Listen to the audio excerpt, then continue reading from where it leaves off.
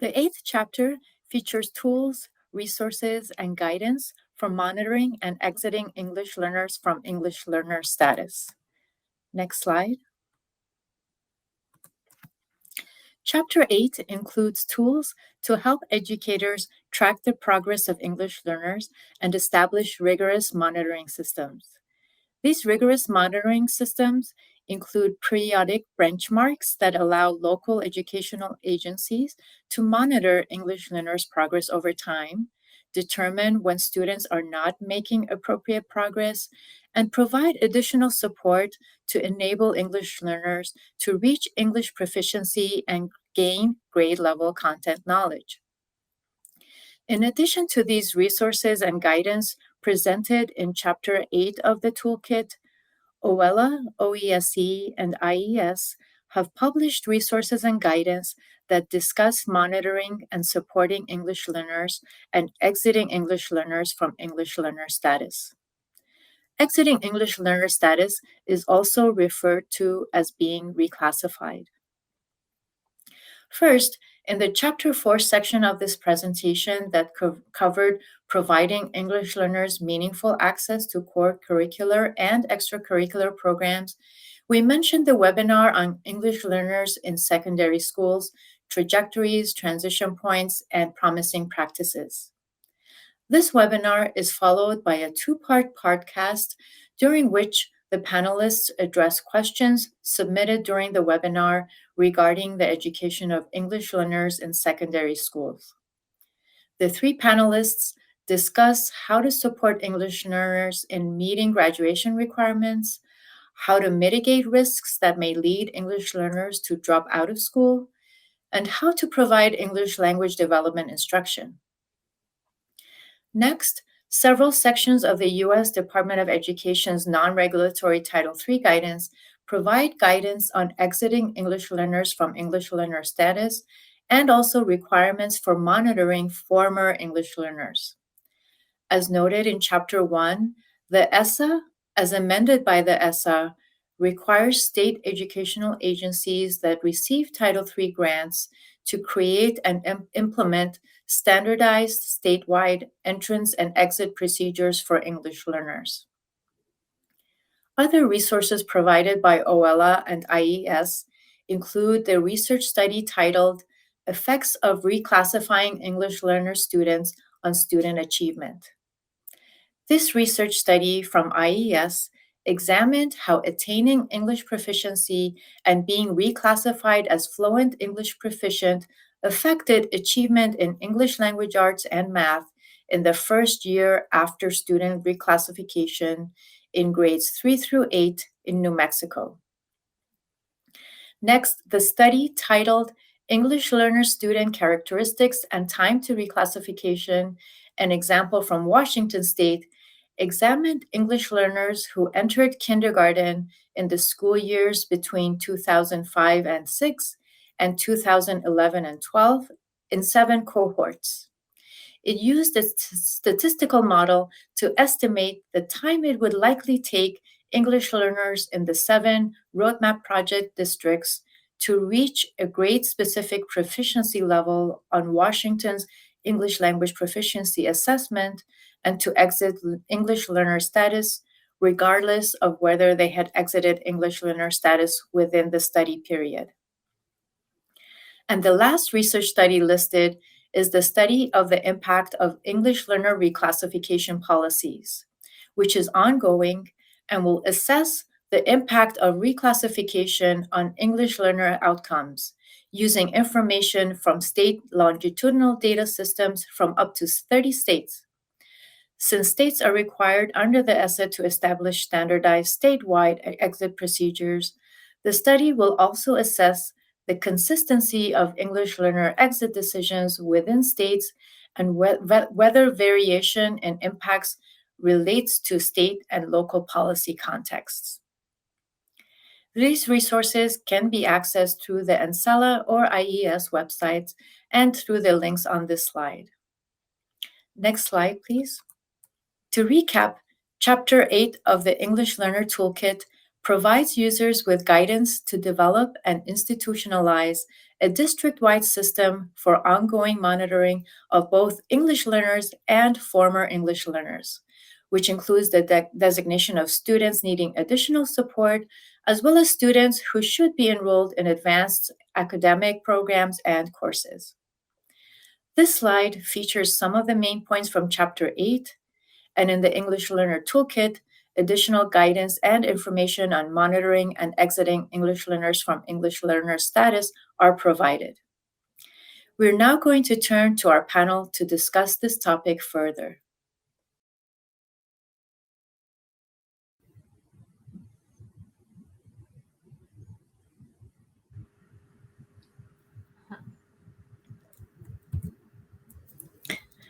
Hello, everyone, and thank you for joining us for this panel discussion on Chapter 8 of the EL Toolkit. My name is Fariba Hamedani, and I'll be facilitating this discussion. And joining me as panelists are Stacy Brown and Lynda Espinoza Idol, who are joining us from previous sessions as well. Thank you both, Stacy and Lynda, for joining again. And let's dive right into the questions. The first question is, how do you build capacity with your state or district among the staff responsible for monitoring the language proficiency progress and the exiting process? And let's tackle this question in two parts. First, let's talk about how you build capacity for monitoring the language proficiency progress. And Lynda, why don't you start the discussion? All right, thank you very much. Again, my perspective is coming in as a district director, local district, and how we look at that and how we build capacity. Well, usually we start and making sure that we have the current assessment data for the student. And based on that, our districts look at creating an individualized English learner plan based on that current language proficiency level, based on the annual assessment that we have, and Colorado's a access state. So goals and instructional strategies are developed for tier 1 instruction, because first and foremost, ELD instruction is a tier 1 core content. It's not an intervention. So we want to make sure that we provide those instructional scaffolds that meet their language level need. But it's not just English language development class, it's throughout the day. We want to make sure that students have access to grade level content throughout the day. So we want to make sure that we have that in our goals and our instructional strategies in tier 1, tier 2, and tier 3. So we're building that equitable framework, and we're working on the strengths of the student. What can the student can do? And it's a can-do philosophy because it is a value asset. It's a superpower for making sure that we work on that to gain and the additional language. It's not English as a second language, it's English as an additional language. So we're going to honor both languages. So in Colorado, we look at also on track to proficiency clock. And it's very fortunate that our state has spent a lot of time looking at the stepping stone trajectories for growth for attaining English language proficiency. It's a 6-year clock that matches national research that says it takes 6 years for a multilingual to go from beginning, emergent, to proficient in that additional language. So it's wonderful that in Colorado, we have the stepping stones, 1 year to move from a level 1 to a level 2, 2 years to move from a level 2 to level 3, and 3 years to move from a level 3 to a level 4. So now we have to build capacity at our school staff and district level, and we train them on how to collect and analyze trend data to monitor ELD growth. And what's wonderful is that the intent is to show the parents and teachers where that student is in that 6-year clock. So looking at comparative data of true ML peers, and I said that in the early session, we need to make sure that we're comparing apples to apples and oranges to oranges, and to make sure that is that student, based on our progress monitoring and how we collect it, are we asking the right questions, and to show, is this student typical or atypical? And if they're advanced, now we have data to move towards gifted and talented. So we can look at the whole spectrum of our student and the linguistic giftedness that they have in being multilingual. So that is the first part of how to monitor. Stacy? Hi. So on this one, I won't say a lot because Oklahoma, while we're not quite where Colorado is, especially on the exit criteria. We have a very similar structure in place otherwise, with the clock, and we are also one of the 40+ WEDA states. Thank you, Stacy and Lynda. Now let's move to the second part of the question and have you talk about how you build staff capacity for supporting the exiting process. Lynda, let's start with you. And again, I'm very proud at the Colorado Department of Ed. They brought directors from across the state to come in and look at this. And looking at, as a WEDA state, you have local control. You know, is it level 4 that triggers the redesignation look, or is it level 5? And really looking at the data that we've collected at the state to see where do our multilingual scores similar to their non-ELL counterparts in the state content assessment. And we saw that as level 4. So level 4 overall is our trigger. That's just a trigger. We then have to collect a robust body of evidence that I say confirm or refute that they're ready. So now we're going to look at local control. What are those 2 other content assessments that we can look if that student is ready to be redesignated? So again, the policies and procedures are very clear and looking at very concrete on looking at what data do we need to look at and how do we compare that data. So looking at confirming body of evidence, because that language assessment annual is just a trigger, then it's up to us to gather that body of evidence to confirm or refute that they're ready. So really looking at redesignating, and also this is for general access. We also have it for alternative access, which I'm very proud of. So we look at what are the requirements for the alternate access test to make sure that we are being equitable to our students with severe and profound disabilities. So again, looking at our state guidance and direction, and then building capacity at our district level to make sure that we're collecting, we're comparing, and we're asking the right questions. Stacy? I really love how you guys have moved to that 4.0. That's really inspiring to me. Our state is still adhering to a 4.8 requirement along with achievement on state assessment. So the state also has a band exit process for students with composite or overall score within the 4.3 to 4.7 score band on the WEDA.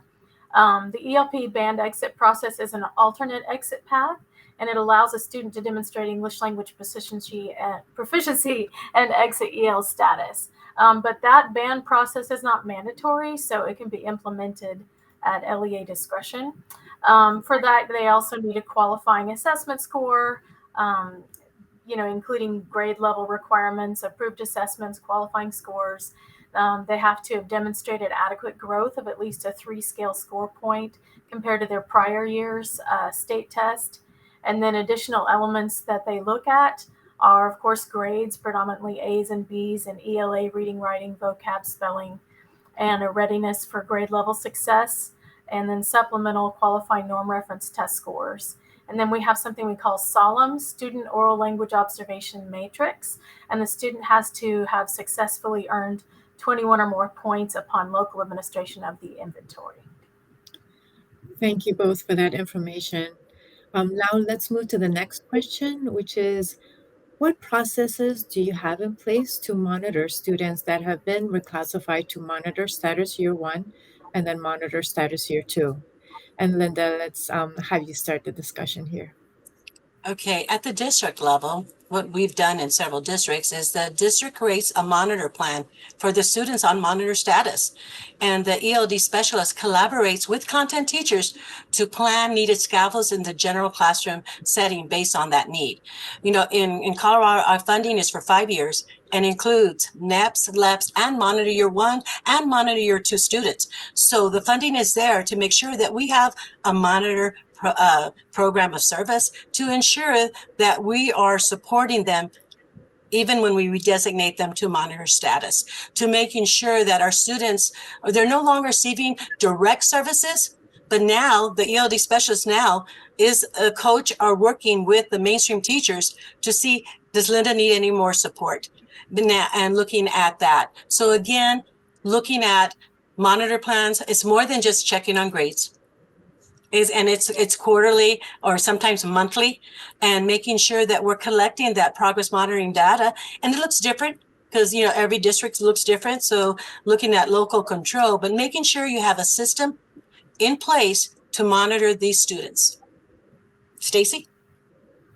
Yes, every district is different, but in ours we have quarterly monitoring forms for each student on monitor or exit status. So the ELD coordinator in each building, conferences with content area teachers, and like Lynda said, the goal is not just to check their grades and their test scores, because we know, that may not be a true reflection. So we like to collect samples of their work and really check in frequently anyway, beyond the quarterly check-in, just to know how they're doing. And then our monitor and exit students, although they don't receive direct non-newcomer student services, they can get support if it is needed. And then we also have paraprofessionals assigned to each grade level who keep an eye on them. And we have forms they can follow to know what they can be watching for.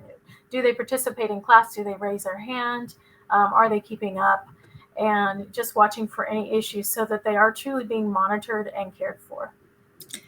And what contingencies exist if the monitoring of these former English learners reveals academic concerns? Lynda, your thoughts first?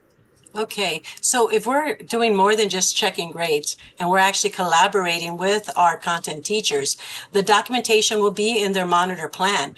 And if it indicates the student is not progressing, and now we have to make sure that it's due to language, then the student can be reclassified back to LEP status and then receive direct services again.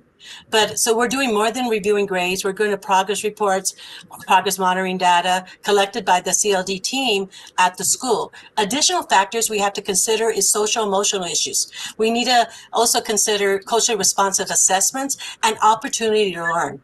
So we're going to look at all those other factors. And if language is determined to still be a factor, and maybe we redesignated them too soon, or their issue comes up, then we're going to reclassify them back. But if language is not the main barrier for learning, then we're going to still continue to support that child, but it's no longer a language issue. It's going to be based on what the school system has for additional support. So again, ruling out, is it a language issue or not? So we need to have, that's our prior training, and making sure that we document it through our intensive collaboration that we do with the content teacher. Stacy? Yes, in most cases, we examine what's happening in the student's personal life. It's so important to look at academic settings, trauma, any attendance issues, their social life that could impact their progress. And we also examine the assessments they were given and the testing environment on the dates they were testing and other variables to determine whether there are factors. We then conference with administrators and content area teachers to further understand their needs, and then we try to offer support as needed. If indeed it is a language-based need and the services being offered to non-newcomers would benefit them, they can be redesignated, and then otherwise we find other ways to support them. Thank you both. Now let's move to our final question for this chapter. And the question is, what processes do you have in place to monitor local educational agencies to ensure that they're addressing academic concerns in a timely manner? And Lynda, let's start again with you. Well, again, looking at the state I'm in, which is Colorado, we have the growth model in Colorado for English language development. So starting in 2019, our Colorado State Department added the growth to standards, which is on track measure, to the school accountability framework. So schools are looking at, are our students on track to proficiency in the 6-year clock? So I talked a little bit about it earlier. And so we're looking at this data is to inform teachers and parents where the students are currently stands on the 6-year countdown clock. So making sure that we are being data driven and we're looking at the scores, what do we need to differentiate in their instruction to meet their needs? So really looking on that track. So looking at every district, and I usually work with schools and district to see how are we on track. And we look at every individual student. So we do district level, school level, and then working at the school level and teacher level, working with principals to say, of your 20 students, 19 of them are on track because they met the next clock and this one isn't. So what are we going to do now? How are we going to address this? We're going to look at the domain scores for instruction to make informed decisions. So really looking and training on trend data, on track to proficiency data that the state has already put into our school accountability framework. So looking at that, and I'm going to pass it now to Stacy. So in recent years, English proficiency scores are now being included in the state report card for district and school levels. And so thankfully, this is increasing attention toward the plight of ELs in Oklahoma schools. I've been really excited about that. And it's a learning curve for administrators. It's a lot of data. And we do have the state growth plan and everything as well. But the tendency is to focus on the lows and all of our lows. And so since a lot of the general content assessments are multiple choice, they don't always provide us with the information we need to track progress. And in response, I've developed a few tracking sheets that highlight pretty much every academic skill in math, ELA, ELD, so that if they're not grasping a concept, I'm aware and can provide additional resources to the content area teachers. There's so much that they are juggling. I try to provide differentiated resources for them constantly for every standard, just so one, maybe they'll use it, but then two, also so they don't have to dig it up because it's a lot.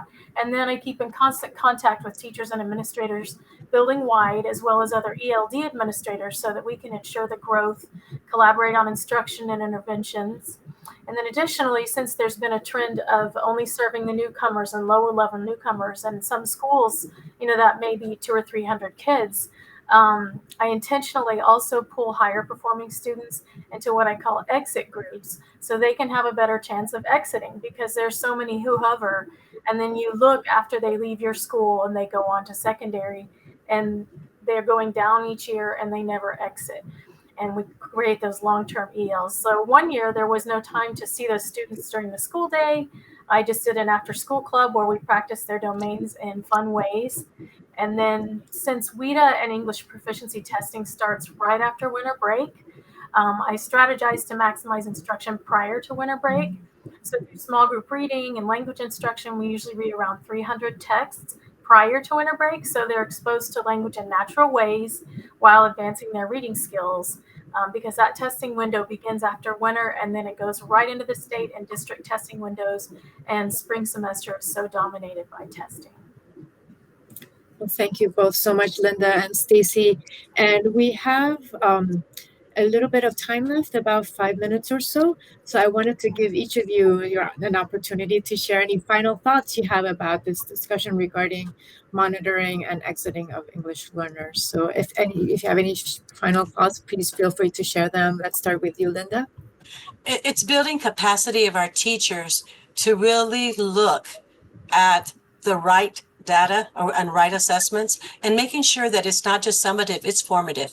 That's what's going to drive instruction. So how are we collecting formative assessments? And then how are we having and creating that comparative data to look at trends? So then we can then adjust our instruction, because all of this is helping us adjust our instruction to meet the language level needs of our ELLs. So if, looking at the domains, looking at this data, and then looking at what can we do differently to make sure that our students are showing growth. Because we're looking at growth and then making sure it's equitable. And it's not just ELD instruction, though this is about language, the assessment that we do, but making sure that we support our students throughout the whole day. And that is collaboration. None of this is going to happen unless we're collaborating.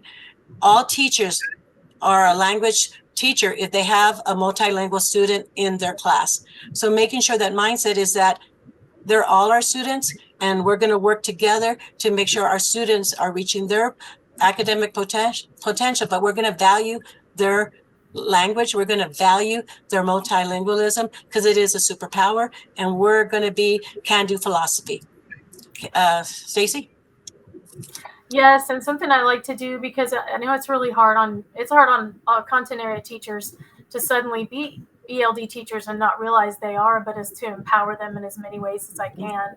And I know when I've done district PD, I use examples from classrooms that I'm seeing so that I can say, this is what Lynda's doing in her room. That's phenomenal. So they realize, hey, I'm already doing this, because they play such a huge role in the lives of our students and in their learning. And I'm so proud when I pick up a student and I can hear growth that's come from the classroom. But also something I really wanted to applaud and then ask a little bit more about, Lynda, was the 4.0, how you guys came to the 4.0 criteria. Yes. Again, our state really looks at data, and they brought all of the ESL directors together, and we looked at data, and we looked at where was that sweet spot of where our multilinguals were scoring similar to their non-ELL students in the state content assessment, and it was at 4.0. So again, making sure we're equitable, because we're expecting more of our ELL students than our non-ELL. So really looking at correlation of data, and this is what the state does. So it's really so supportive as a director and as a former principal, to really have a state that's looking at growth and is looking at that correlation between non-ELLs and ELLs. That's so important, because I hear all the time our teachers saying, I wish our non-ELLs could also take this, because they would probably score lower than our ELs and our MLs. And they do have extraordinary test taking abilities with using cognates and such. And so I love that Colorado's done that. That's the first I'd heard of that. Well, thank you both so much, Lynda and Stacy, for all of your expertise, and Stacy for asking that great question of Lynda. It's great to have that as part of this engagement and panel discussion. We really appreciate both of you participating, and thanks to everyone for listening. And with that, I'll turn it back to Jen and our organizers.